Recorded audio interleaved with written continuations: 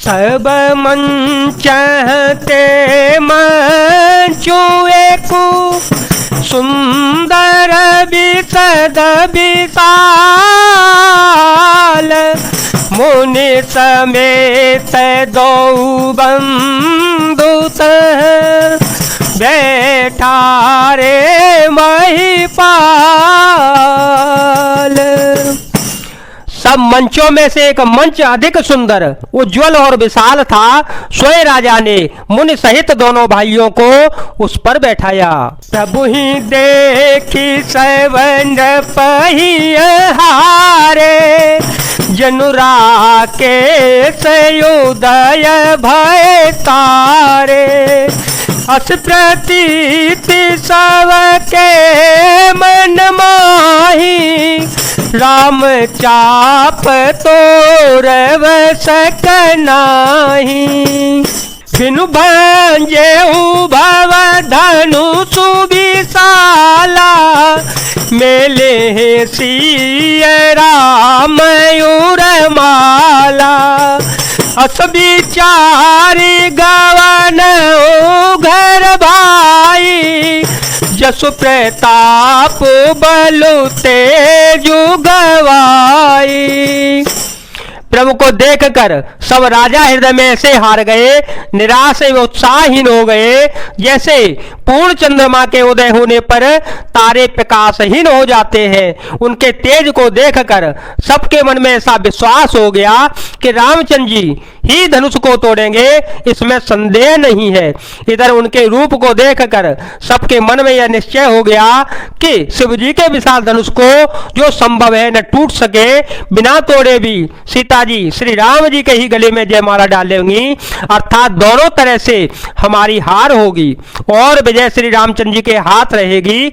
यो सोच कर वे कहने लगे, हे भाई ऐसा विचार कर, यश प्रताप बल और तेज गवा कर अपने अपने घर को चलो। देह से अपर भूप सुनी बानी जय विवेक अंधय बेमानी तोरे हूँ धनुष ब्याहू अवगा बिनु तोरे को कुंवरी बियाह एक बार काल के न हो सियहित समर जितव हम सो यह सोनी अवर महिप मुसुकाने धर्मशील हरि भगत सयाने राम सिया राम सिया राम सिया राम सिया राम जय जय राम। दूसरे राजा जो अविवेक से अंधे हो रहे थे और अभिमानी थे, वो यह बात सुनकर बहुत जोर से हंसे। उन्होंने कहा, धनुष तोड़ने पर भी विवाह होना कठिन है, फिर बिना तोड़े तो राजकुमारी को ब्याह ही कौन सकता है। काल ही क्यों न हो, एक बार तो सीता जी के लिए उसे भी हम युद्ध से जीत लेंगे। यह घमंड की बात सुनकर दूसरे राजा जो धर्मात्मा हरिभक्त और सयाने थे मुस्कुराए। सिय बियाहि राम गर्व दूरी करि न पहके जीत को सक संग्राम दशरथ के रनवा पुरे। उन्होंने कहा, राजा के गर्व दूर करके जो धनुष किसी से न टूट सकेगा उसे तोड़कर श्री रामचंद्र जी सीता जी को ब्याहेंगे। रही युद्ध की बात सो महाराज दशरथ के रण में बाके पुत्रों को युद्ध में तो जीत ही कौन सकता है। व्यर्थ मर हो जनी गाल बजाई मन मोद कहीं की भूख बुताई सिख हमारे सोने परम पुनीता सिख हमारे सोने परम पुनीता जगदम्बा जान हो जिय सीता, जगत पिता रघुपति विचारी, भरि लोचन छविले हो निहारी, सुंदर सुखद सकल गुण राशि, ये दो बंधु शंभूर वासी।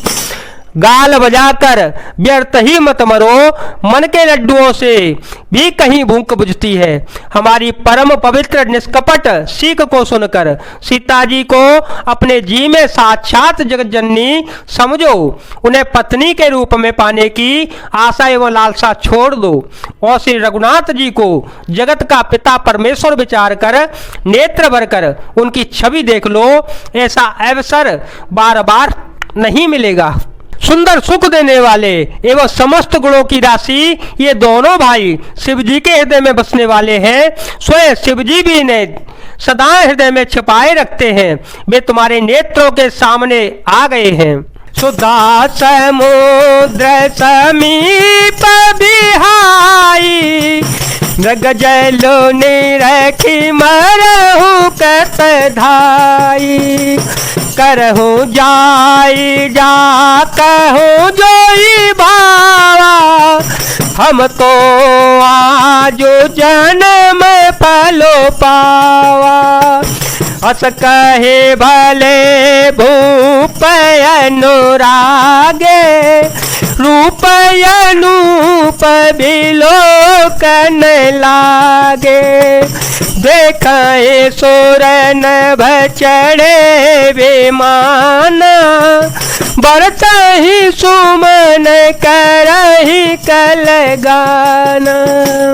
समीप आए हुए भगवत दर्शन स्वरूप अमृत के समुद्र को छोड़कर तुम जगत जननी जानकी को पत्नी रूप में पाने की दुराशा रूप मिथ्या मृग जल को देखकर दौड़कर क्यों मरते हो? फिर भाई जिसको जो अच्छा लगे वही जाकर करो। हमने तो श्री रामचंद्र जी के दर्शन करके आज जन्म लेने का फल प्राप्त कर लिया, जीवन और जन्म को सफर कर लिया। ऐसा कहकर अच्छे राजा प्रेम मग्न होकर श्री राम जी का अनुपम रूप देखने लगे। मनुष्यों की तो बात ही क्या, देवता लोग भी आकाश से विमानों पर चढ़े हुए दर्शन कर रहे हैं और सुंदर गान करते हुए फूल बरसा रहे हैं। जाने तव पटई जनक बुलाए, चतुर सखी सुंदर सकल सादर चली लवाए, मंगल भवन मंगल हारी, द्रव सुदतर जय रविहारी। राम सिया राम सिया राम सिया राम, सिया राम जय जय राम। तब सो अवसर जानकर जानकी जिनके सीता जी को बुला भेजा, सब चतुर और सुंदर सखियां आदर पूर्वक उन्हें लिवाने चली गईं। जय जय